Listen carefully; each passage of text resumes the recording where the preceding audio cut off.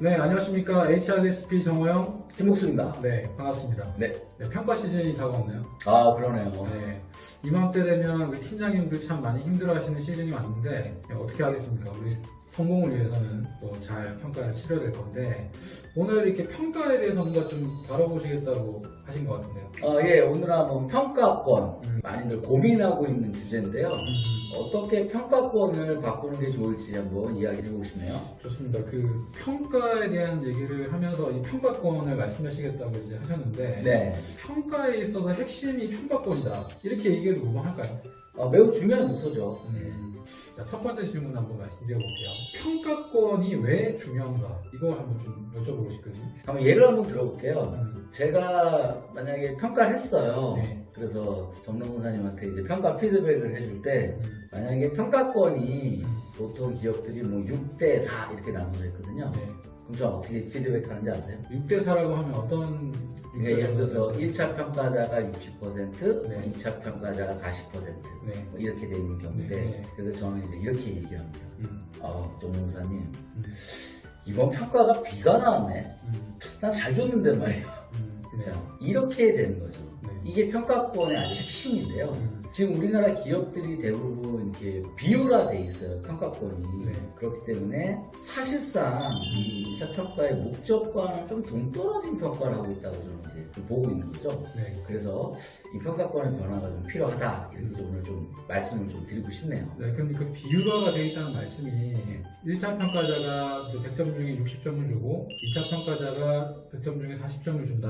이런 그렇죠. 식으로 나눠져 있다는 말씀이죠. 네, 그렇죠. 네, 알겠습니다. 자, 그럼 두 번째 질문 한번 드려볼게요. 그 평가권이 이렇게 중요한데 그러면 우리가 평가권을 좀 건강하게 변화시키기 위해서는 어떤 방향으로 좀 변화시키는 게 좋겠습니까? 예, 제가 제안드리는 방식은 사실상 1차 평가자에게 실질적인 권한을 부여하자입니다. 네. 그래서 1차 평가자가 이제 점수를 다 부여하고 2차 평가자는 이제 그 등급을 논의하는 이제 방식인데요. 네. 자, 이 방식이 왜 필요한지를 간단히 좀 말씀을 드릴게요. 네.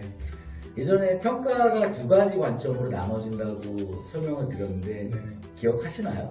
기억날 듯 말 듯한데 일단 말씀해 예. 주시죠. 첫 번째는 이제 근무 평정 관점이었고 네. 두 번째는 성과 관리 맞습니다. 관점이었죠. 네. 예. 그래서 근무 평정 관점은 이제 평가 등급을 내는 게 중요하기 때문에 뭐 평가권이 비율화돼 있어도 뭐 전혀 상관이 없어요.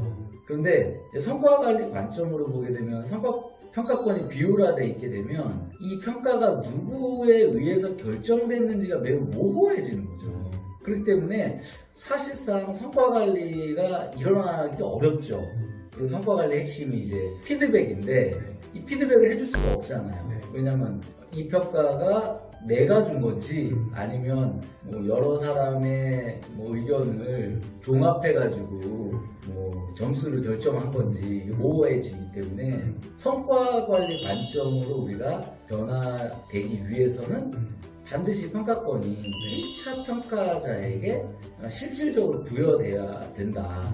이렇게 이제 말씀을 좀 드리고 싶어요. 그러니까 기존의 이 근무 평정 관점에서는 그냥 등급만 내는 게 중요하고 그렇죠. 그게 도대체 보상이나 승진에 얼마나 연동할 것만 관심이 많다 보니까 네. 성과 관리는 별 관심이 없었죠. 네. 네, 그러니까 오히려 그 평가권자를 여러 명 두는 게 더 좋았는데 그렇죠. 지금은 실질적으로 성과 관리를 도우려면 이 평가권에 대한 부분이 좀 달라져야 된다. 네. 그런 관점으로 말씀하시는 것 같아요. 네, 잘 이해하시네요. 네. 자, 그러면 세 번째 질문 한번 드려보겠습니다. 그 평가권 변경 시에 유의할 사항 한번 말씀해 주신다면? 예, 저희가 이제 컨설팅 하면서 가장 어려운 게 사실은 이 평가권 변경인데요. 예, 대표이사가 일단 반대를 해요. 네, 대표이사. 예, 왜냐면, 자, 팀원이 있을 때 1차 평가를 이제 팀장이 하고 2차 평가를 이제 임원이 보통 하죠. 그래서 과거에는 이게 뭐 6대4, 뭐 7대3 이렇게 비율화 돼 있었는데 네. 이제 1차 평가자가 100점을 다 주는 거죠. 네. 그럼 사장님 왈. 우리 조직에 팀장이 그렇게 역량이 뛰어나지 않습니다. 아직 그 100점을 다 부여하기에는 팀장 역량이 부족합니다. 뭐 이렇게 얘기하는 경우도 있어요. 팀장 리더십을 믿을 네. 하지 않은 것으로 생각하시는 경우나요? 그렇죠. 네. 예. 그리고 또 임원도 반대를 해요. 예, 임원 입장에서도 내 평가권을 뺏기는 걸로 오해해요. 그렇죠. 예, 그렇기 때문에 아니 내가 가진 점수권을 왜 뺐느냐 뭐 이렇게 저항하는 경우도 상당히 많아요. 근데 이런 것들이 다 사실상 제도에 대한 오해인데요. 이제 팀장은 팀원에 대한 성과관리자 역할을 제대로 해달라는 것이고, 그럼 임원은 팀장에 대한 성과관리자 역할을 제대로 해달라는 거예요. 그렇기 때문에 결코 임원에 대해서 평가권을 박탈하는 게 아니다. 이런 것도 이제 제가 설명을 드리는데 잘 이해를 이제 못하시는 경우가 많아요. 그러면 좀 더 구체적으로 설득을 하기 위해서는 네. 우리 인사 담당하시는 분들은 어떤 포인트를 좀 설득을 하시는 게 좀 필요할까요? 예, 그래서 사장님께 이제 이 제도의 본질을 잘 이해시켜야 돼요. 그래서 우리가 이제 근무 평정을 내기 위한 그런 목적보다는 성과 관리를 통한 성과 향상의 목적이 더 크기 때문에 네. 이제 1차 평가자에게 권한을 실질적으로 부여해야 된다는 말씀을 드리고요.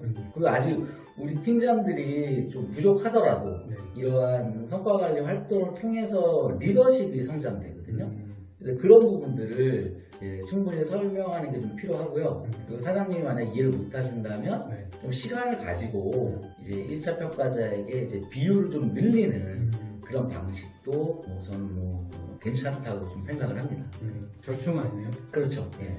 네, 그럼 오늘 평가권 변경에 대한 얘기를 해주셨는데 한 줄로 요약한다면 어떻게 말씀해 주실 수 있겠습니까? 인사 평가는 평가 등급을 만들기 위한 활동이 아니라 리뷰이다. 리뷰이다. 네, 좋습니다. 결국 리뷰를 하기 위해서는 1차 평가자 중심으로 개편이 되어야 될 것이고 네, 네, 그것이 제도적으로 뒷받침돼야지 리뷰가 충분히 잘 되겠죠. 그렇죠. 네, 좋습니다. 자, 오늘은 평가권자 변경에 대한 이슈 살펴봤는데 다음번 좀 주제는 어떤 걸로 고민하고 계시죠? 예, 다음번 주제는 MBO로 한번 가보고 싶네요. 그 유명한 MBO. 네, MBO의 본질을 한번 네. 살펴드리도록 하겠습니다. 재밌게 해주실 건가요? 네. 기대하겠습니다. 자, 오늘 여기까지 정리를 하도록 하겠습니다. 평가권자 변경에 도움이 되셨으면 하고요. 다음에 MBO의 본질에 대해서 한번 살펴보는 시간 갖도록 하겠습니다. 오늘 여기까지 하고요. 감사드리고 정원영 농사 김복수 농사였습니다. 감사합니다. 감사합니다.